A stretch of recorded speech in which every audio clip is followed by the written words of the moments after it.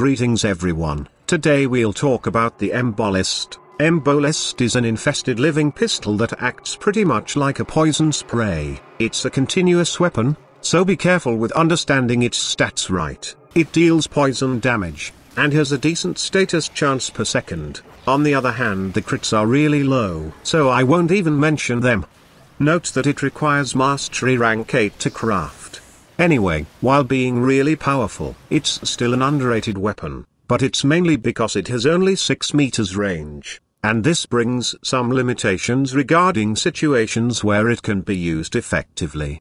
There are only few things to tell about its mechanics by now.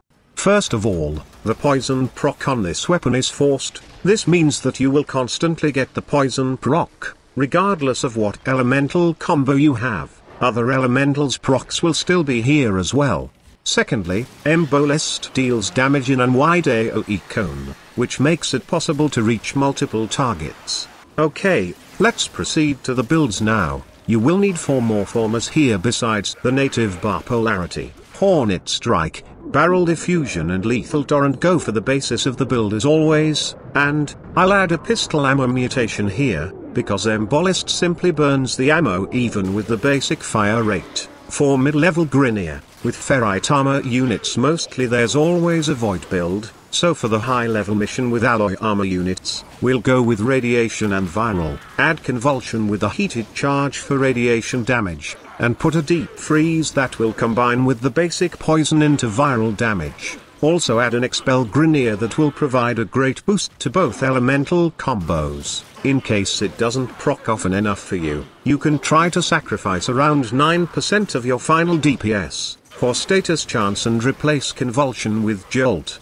For Corpus, I'm going to try something new this time, so here's some basic theory first. My regular build was magnetic plus toxin, but toxin bypasses shield completely, and since I kill Corpus without even touching the shields, why do I need magnetic here? Even that robotic health have minus 25% damage from toxin. Mowers mostly have a bigger shield compared to health, so I'll stick to boosted toxin here. Put a pathogen rounds and pistol pestilence for boosting base toxin damage and add expel Corpus on top of it, and you have a room for any last mod. So I recommend to place any utility mod here, like Trick Mag or Stunning Speed for example.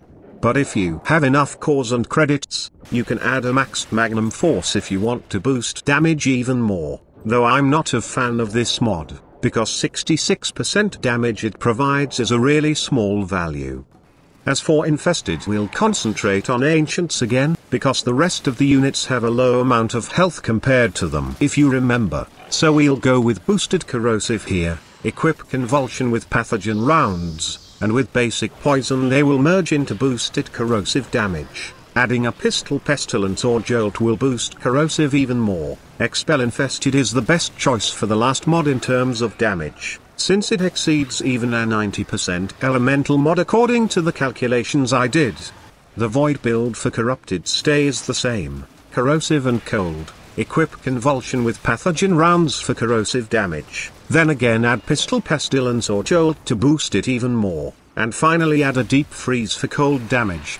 As you see, Embolist can kills the things fast enough, but the ammo consumption can be a real problem sometimes. That's why we have ammo mutation here. Also, I would recommend to stick to carrier who'll suck all the ammo for you. Having a Nekros in the party who can loot some ammo will be a good idea too. You can even try to equip Pistol Scavenger Nekros for additional ammo pickups. Anyway, here's some additional info. Since ammo consumption and 6 meters range brings some limitations, as I've said, you kinda need to group the enemies together for efficient use. Vauban's Vortex and Bastille are number 1 here. Radial Disarm is a good option as well, since the enemies starts to attack you in melee range, so you can spray them down without running all over the map. Any stunning abilities will help too for sure. By the way, if you haven't figured it out yourself yet, I'll give you this particular tip. You can use Volt's electric shield to enhance the Embolist range infinitely, with some damage boost as well. Well, I guess that's all. Embolist is a situational weapon indeed, but it performs really good for the situations it's suited for. So if you guys like this review, please subscribe for more and thanks for watching.